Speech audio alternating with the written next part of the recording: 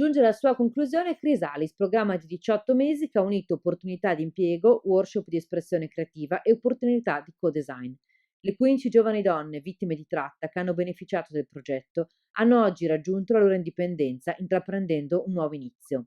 Quid, impresa sociale guidata da donne per l'impiego di persone vulnerabili attraverso la moda e azienda capofila del progetto, in occasione della giornata europea contro la tratta del 18 ottobre, nei negozi di Verona e Milano, racconta l'iniziativa tramite un'installazione.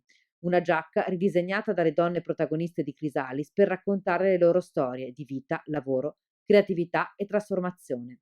A presentarci l'iniziativa Valeria Valotto, vicepresidente di Quid. In occasione della giornata europea contro la tratta, come datore di lavoro inclusivo e femminile, apriamo il nostro negozio e in particolare le nostre vetrine a quelle che sono le tante storie che si intrecciano nel nostro laboratorio e in particolare alle storie che ci hanno raggiunti attraverso un progetto europeo finanziato dal Fondo per l'asilo, la migrazione e l'integrazione della Commissione europea, che si chiama Chrysalis.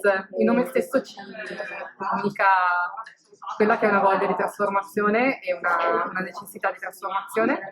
E infatti è un progetto che nasce nel 2017, un anno molto buio per quella che è la situazione europea rispetto al fenomeno della tratta, che vedeva l'Italia come hotspot di un traffico di tratta che coinvolgeva prevalentemente ragazze minorenni e nigeriane.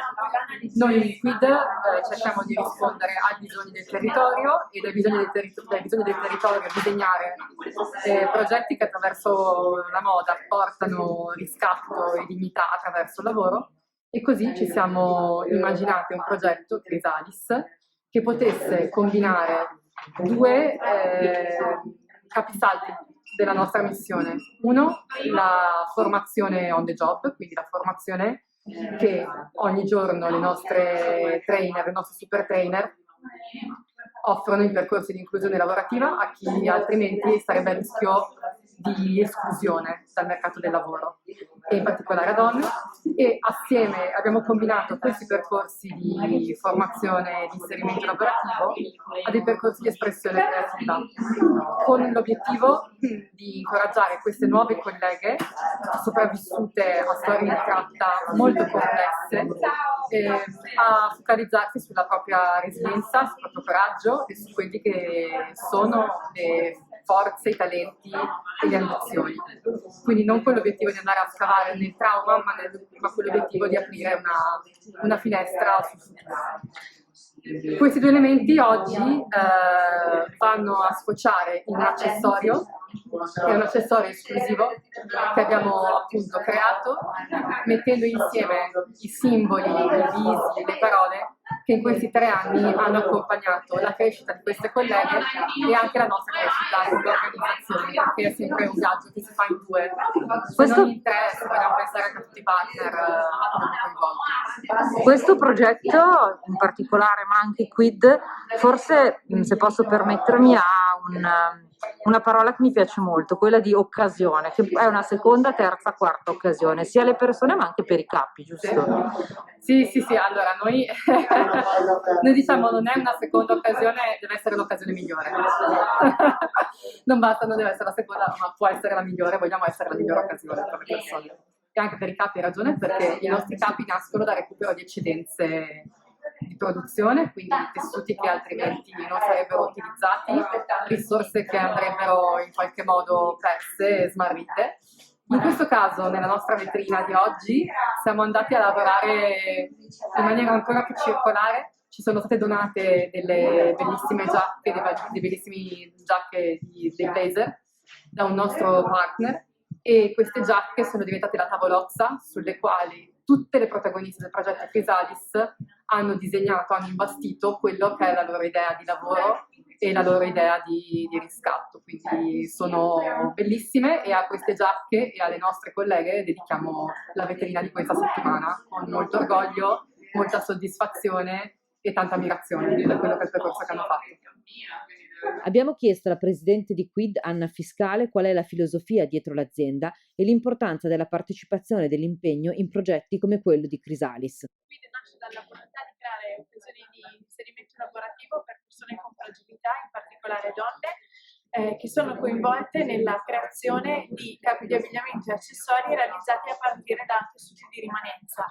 Lavoriamo quindi per creare prodotti belli, capi di abbigliamento e accessori fatti appunto da donne con tessuti di fragilità e a partire da tessuti di eccedenza delle grandi aziende. Siamo oggi in 150, rappresentiamo 20 nazionalità diverse lavoriamo con diverse fasce d'età dai 19 ai 69 anni. Lavoriamo con donne vittime di tratta e quello è il tema principale di questi giorni. Lavoriamo con donne vittime di violenza, con persone con invalidità e con persone che hanno vissuto la carcerazione. Tra gli enti che hanno collaborato al programma, Navigare, il network antitratta per il Veneto, ovvero un sistema unico integrato di immersione e assistenza di vittime di tratta e grave sfruttamento. A parlarcene e a farci un quadro della situazione attuale Erika Lerco. Come progetto Navigare, quindi l'ente che si occupa della tratta e del grave sfruttamento a Verona, da anni lavoriamo sul fenomeno sia della tratta per sfruttamento sessuale che, questa è una realtà più recente, dello sfruttamento lavorativo. In particolare su Verona, il territorio sul quale io lavoro, stiamo riscontrando in generale una diminuzione delle presenze in strada, quindi di donne che si prostituiscono in strada, ma questo non significa una riduzione del fenomeno, molto probabilmente si tratta di uno spostamento o in chiuso, quindi in appartamenti, in locali o forse in altre attività come può essere lo spostamento di sostanze stupefacenti, la collaborazione con i vari cult, visto che parliamo soprattutto di donne nigeriane, e stiamo riscontrando un grande aumento o forse una grande emersione di quella che è lo sfruttamento lavorativo. Sempre più persone che accedono ai nostri servizi,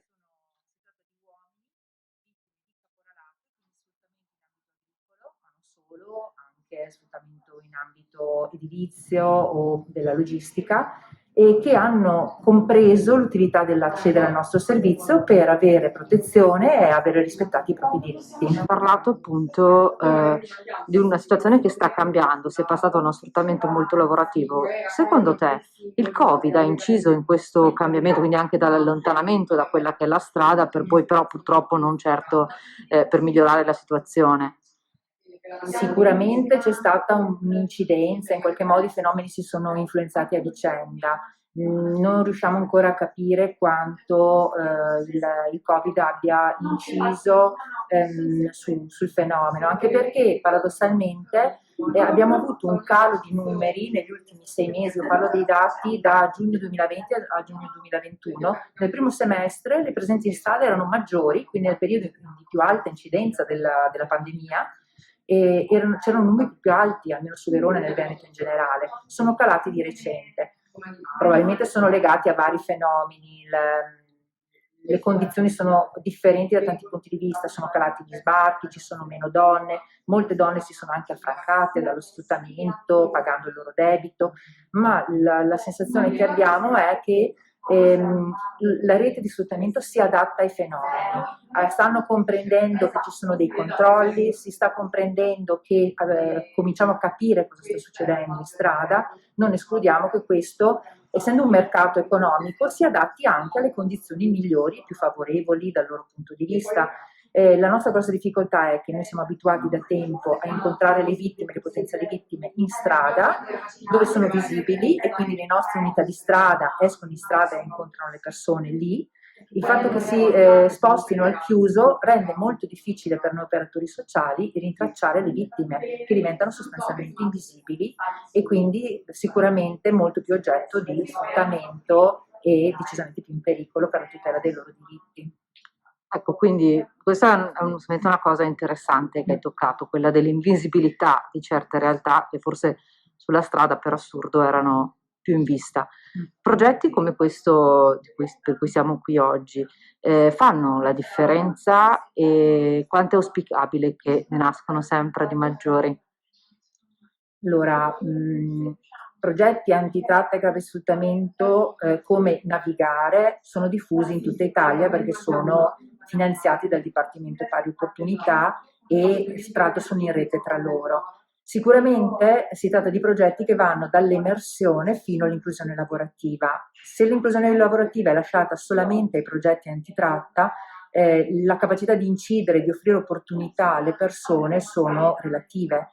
Il fatto di poter collaborare con progetti come Chrysalis dà una potenzialità maggiore di offrire alternative e vie differenti di lavoro regolare, di lavoro non in nero, di lavoro dove la persona viene valorizzata per quella che è, che hanno un valore inestimabile per noi. Quindi noi benediciamo il fatto di avere nel nostro territorio Quid con cui collaborare, ma ancora di più desidereremo poter promuovere questo tipo di iniziative anche in altri territori, non solo il veronese, ma per tutto il Veneto e sicuramente in tutto il territorio nazionale. Fanno effettivamente la differenza.